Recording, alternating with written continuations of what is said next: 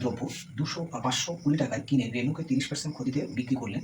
সেই টাকা দিয়ে হরিশ অন্য একটা দ্রব্য যদি ক্রয় করতো এবং তাতে 55% বিক্রি করে লাভ হতো, তাহলে হরিশের সামগ্রিক লাভের পার্সেন্টেজ কত? ওভারঅল পার্সেন্টেজ, লাভের পার্সেন্টেজ কত? তো এটা একটু একটু আলাদা টাইপের একটা ইম্পর্টেন্ট কোশ্চেন। তো তোর হরিশ হচ্ছে প্রথমে কত টাকা কিনেছিল? CP1 520 টাকা কিনেছিল, ঠিক আছে। এবার হচ্ছে সে বিক্রি করছে কাকে? রেণুকে বিক্রি করছে 30% লসে। তাহলে সেক্ষেত্রে এর হচ্ছে বিক্রয় মূল্য, প্রথমে বিক্রয় মূল্য কত? 520 এর হচ্ছে 30% লস হচ্ছে। তাহলে 30% লসের ক্ষেত্রে আমাদের কত? 100 - 30 মানে 70% দাম পাচ্ছে এটা। তো এইবার হচ্ছে এটা ভ্যালু কত হচ্ছে? দুটো জিরো ক্যান্সেল হয়ে গেল।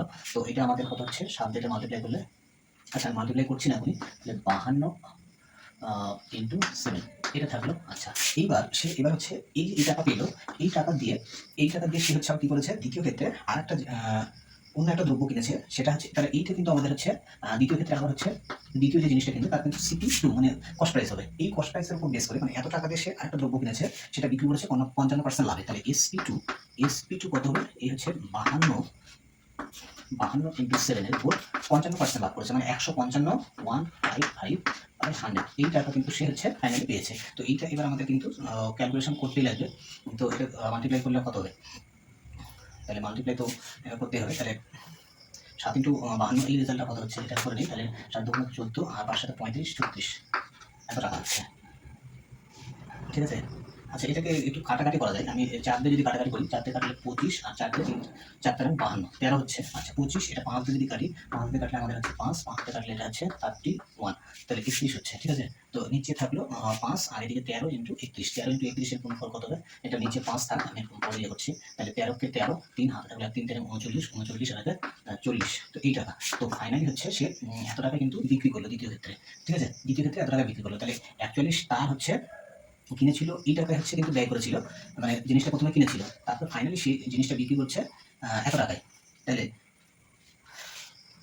গন্ডগোল। আচ্ছা এখানে একটা 7 কিন্তু রয়েছে, তো ইন্টু হচ্ছে 7 হবে। তাহলে ইন্টু হচ্ছে 7, এটা আমাদের ছাড়া পড়ে যাচ্ছে। তাহলে 7 দিয়ে এটা মাল্টিপ্লাই করলে কত হবে? ফাইনালি হচ্ছে এটা 5 থাকলো, তাহলে 3 এর সাথে 21, 21 এর 1 আর হচ্ছে তাহলে 2 আর হচ্ছে আমাদের 5 4 সাথে 28, তাহলে এটা হচ্ছে মানে 2821/5 এই টাকা হলো। তো এটা এটা যদি আমি হচ্ছে উপর নিচে 2 দিয়ে মাল্টিপ্লাই করি, তাহলে এটা হচ্ছে পয়েন্টে চলে আসবে। তাহলে 2 দিয়ে মাল্টিপ্লাই করলে নিচে হচ্ছে 10 আসবে। তাহলে 2 দিয়ে মাল্টিপ্লাই করলে এটা 2 আর এটা হচ্ছে 4 আর 8 এর 2 56 এটা। তাহলে পয়েন্টটা কিন্তু আমাদের এইখানে পড়বে। তাহলে এই টাকা কিন্তু ফাইনালি সে পেলো। তাহলে 520 টাকার জিনিস সে ফাইনালি এই টাকায় বিক্রি করলো। তাহলে ওভারঅল তাহলে লাভ কত হবে? এটা মাইনাস এটা করতে লাগবে। 564.20 মানে এটা হচ্ছে 520। তো এইটা একটু মাইনাস করবো, তাহলে মাইনাস করলে এটা এটা আর এটা হচ্ছে 4 আর এটা হচ্ছে 4, ঠিক আছে। তাহলে 44 টাকা এত টাকা লাভ হবে। তো লাভের পার্সেন্টেজটা কত হবে? লাভের পার্সেন্টেজ কি হবে? প্রফিট পার্সেন্টেজ কত হয়? তাহলে 44.20 বাই হচ্ছে এইটা কিন্তু অ্যাকচুয়ালি সিপি, ঠিক আছে। তো 520 ইন্টু হচ্ছে 100, এখানে 100 দিয়ে মাল্টিপ্লাই করতে হবে।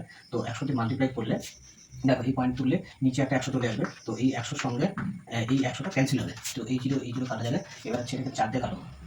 হ্যাঁ 4 দিয়ে আচ্ছা 4 দিয়ে যাচ্ছে না, 2 দিয়ে কাটো। 2 দিয়ে কাটলে এটা হচ্ছে 26 আর 2 দিয়ে কাটলে এটা হচ্ছে আমাদের 2 2 1 221। আচ্ছা এটা হচ্ছে এবার 13 দিয়ে সম্ভবত যাবে। 13 দিয়ে কাটলে হচ্ছে 13 দুগুণে 26 আর 13 দিয়ে কাটলে হচ্ছে কত হবে?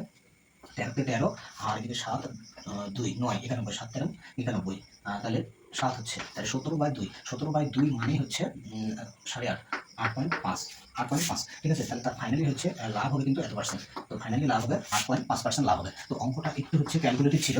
তো আশা করি বুঝতে পারলে। তাহলে এটা প্রথমে ক্রয় মূল্য ছিল, তারপরে প্রথমে বিক্রয় মূল্য এটা পেলাম, তারপর হচ্ছে দ্বিতীয় ক্ষেত্রে 55% লাভ করলে এসপি হলো এই টাকা। তো এটা ফাইনালি হচ্ছে এই টাকা দ্বিতীয় ক্ষেত্রে পেলো, এত টাকার জিনিস ফাইনালি বিক্রি করে এই টাকা পেলো। তাহলে লাভ হলো কত? এই দুটো ডিফারেন্স করলাম এখানে।